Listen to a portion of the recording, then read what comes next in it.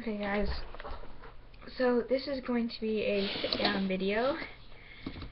For one, I have to do my homework on Friday, like seriously teachers. Like of course, it's my math quiz corrections. I'm not the lowest one, so don't be like, are you being serious, Undecided Lover? What the heck are you doing? No. I'm not the only one that has a low grade in the class. Oh no, where's my phone?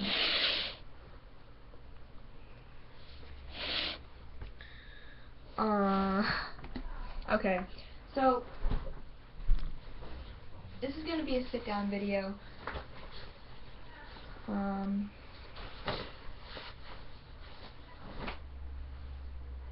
don't know where I put my phone. But it's going to be a sit-down video because of two reasons. One, I have to do my homework, and two, well, just look at the title. This is going to be about, like, sexual harassment and sexual assault and rape. I've been through some of these things, and I just thought that maybe if I talked about it, it would help some people who are out there. Now, before you just assume, oh my goodness, she was raped. No, I was not raped. I was sexually assaulted on a bus in front of everyone, and no one helped me. Now, I'm not going to give out any names, unless they're going to be fake names, and loud barks in the background due to my animals downstairs.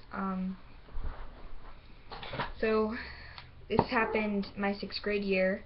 At the beginning of the year, like probably the first week, month, maybe, I don't know.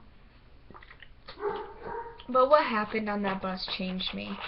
You know, I'm actually glad that it changed me, because if it hadn't changed me, then I wouldn't be doing what I do best today, and it's giving out advice to people that I care about and love. Because I give good advice, and I'm not afraid of saying that I do. Of course, when I give advice, people don't expect me to ask them for advice back, but I do sometimes, and they just don't expect me to. Now, I'm sorry, I keep moving the camera around. I decided to do this video because of Speak.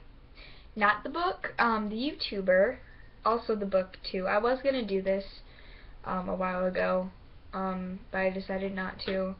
And it's probably gonna be in my my Speak My Life video, because I don't want to draw my life, because I'm a procrastinator, and I am also an OCD person. I have to make sure everything is perfect. Besides my room. Okay, so, yeah. So it was the first week, month, I don't know, somewhere around there of my 6th grade year.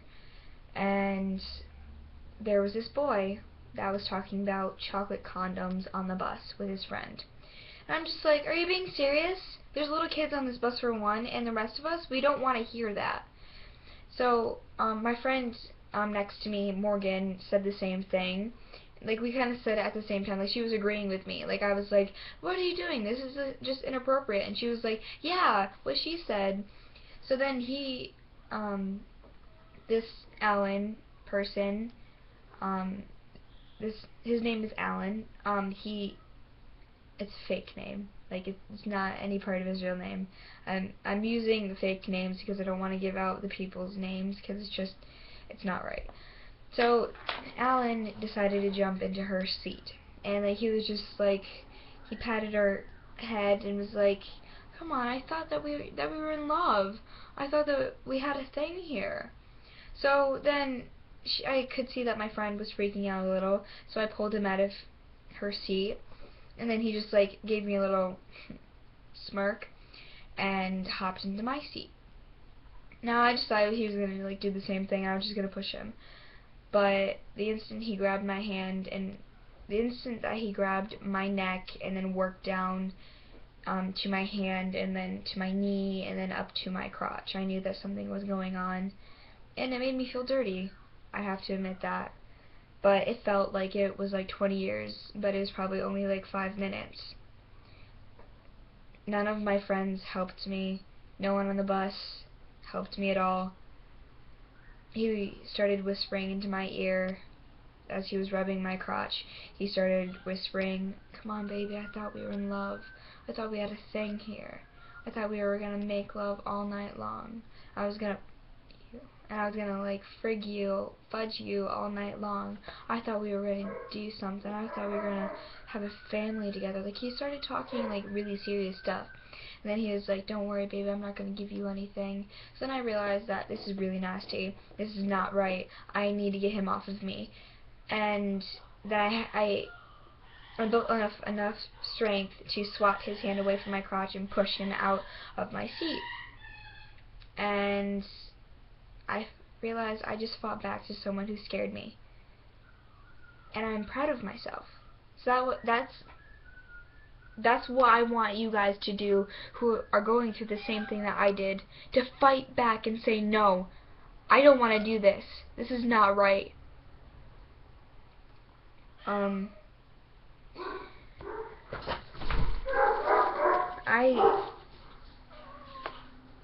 I'm not proud of what happened, but it is a part of me, and I'm not afraid of it anymore. I see him on the bus, I see him in school because I'm a freshman now, and he's a year older than me. I'm not afraid of it. But when I got home and I realized how much of a big deal it was, it scared me. Now, I didn't know the difference between sexual assault and sexual harassment. Sexual harassment is just words, and sexual assault is actually touching. Like, molestation is touching, and he was molesting me, and that wasn't right. Now, he didn't reach down my pants and do it. He did it over the pants, but still, it made me feel really dirty. I didn't like it. But when I got home, I sat down next to my dad and I said, Alan just touched me. Alan just sexually harassed me. And at the time, I didn't know that it was just words, that, like, harassment was just words. Sorry about my birds in the background. And dogs. But back to it.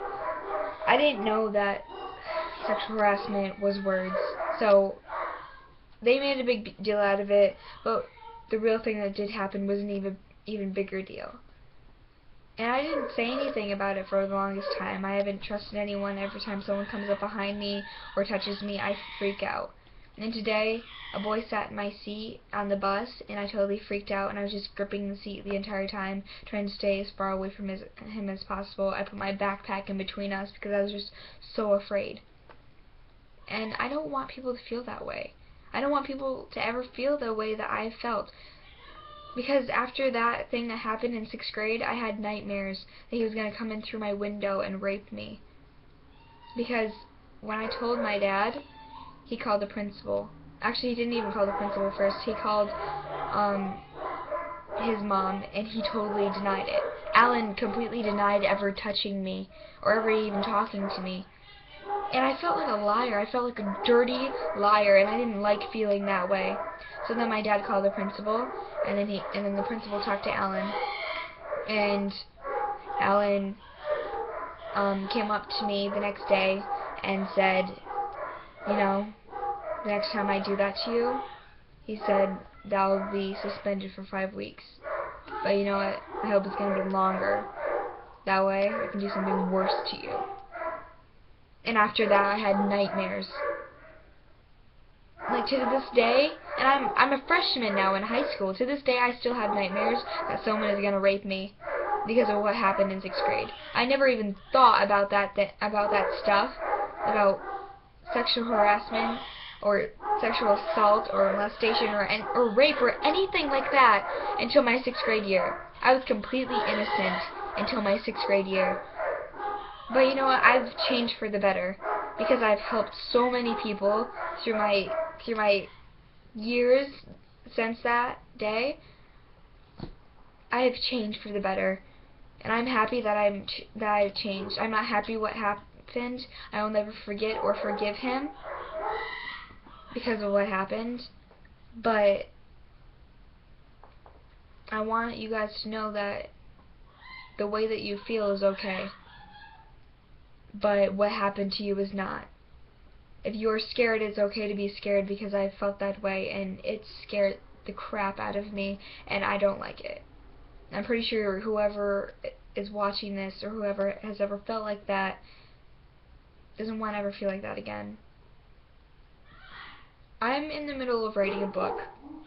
It's called My Personal Stalker, and the first chapter or so is about me, like the real thing that happened. But then the rest of it talks about her being raped repeatedly by this guy, and then eventually in college he like stalks her all the way to college, and she just is like tired of it because she wants to live her own life. And she just decides, you know, I'm done with this.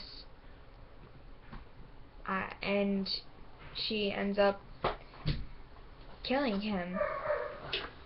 Now, I'm not saying that killing is the right thing to do, because it's not. Because murder and adultery are part of the 10 Commandments, and you'll go to hell. And, you know, if you don't believe that, I'll just say that you'll go to jail. I'm a Christian, so I believe in those things, but seriously, murder and rape are bad things. And seriously, someone who is a murderer and a rapist should go away to prison longer than making weed. Like, I read that this guy who made weed, who was like growing weed illegally, yeah, I know that's bad because it's illegally, but he went away to prison more than a rapist and a murderer. Like, they were two separate people, and then there's this weed person, and the weed person went away to prison more than the rapist and the murderer. And I'm just like, are you kidding me?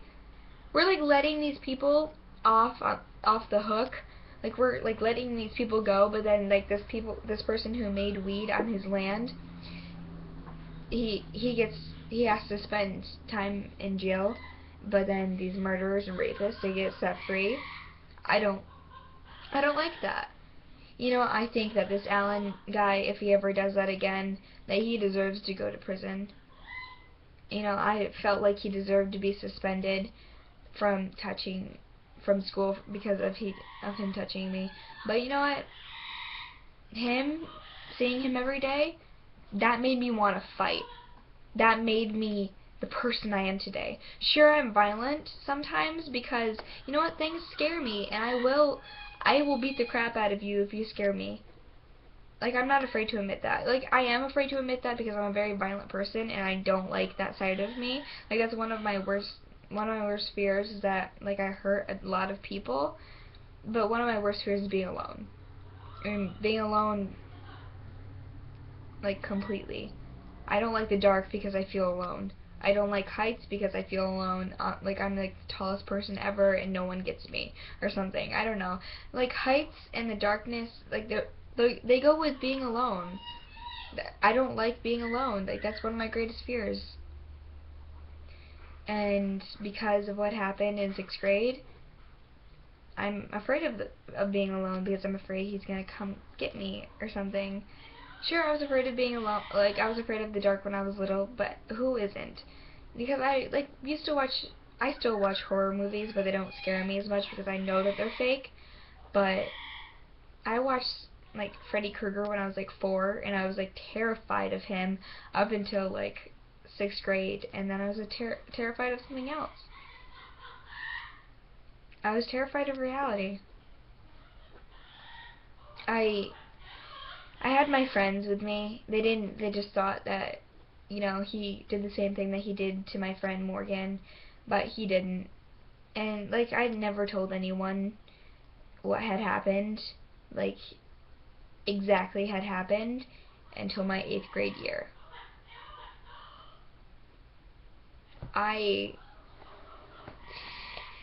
In 7th grade, I met this girl, and I kind of fell in love with her, and she told me to wait until the next year to date me. So the next year, it was 8th grade, I walked up to her to ask her out, and she already had a girlfriend. You know what? I was fine with it. I was just like, you know what? We're fine. We'll just be friends. But then her girlfriend started threatening me, and I just became really super depressed. And I started self-harm and hanging out with the wrong crew, and no one should go through that, what I went through. I thought I had my friends with me, but then they ended up walking away from me in the end, and you know what? Those things happen. I'm ashamed of my past. I am. I'm sorry. I am ashamed of my past, but then I'm proud of my past because it's made me a better person. Instead of focusing on relationships and love and stuff, I focus on school. And one day, I'll end up getting a scholarship and be able to move away from New York where all my problems are.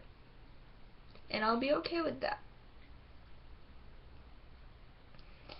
'Cause I don't want to stay in a small town for the rest of my life, and I don't want to be that girl who gets pregnant in high school and married right after high school and having a bunch of family, a bunch of kids, and never gets to move on. I don't want to be that person. I want to be able to move on, and because of my past, what happened in my past, I can move on.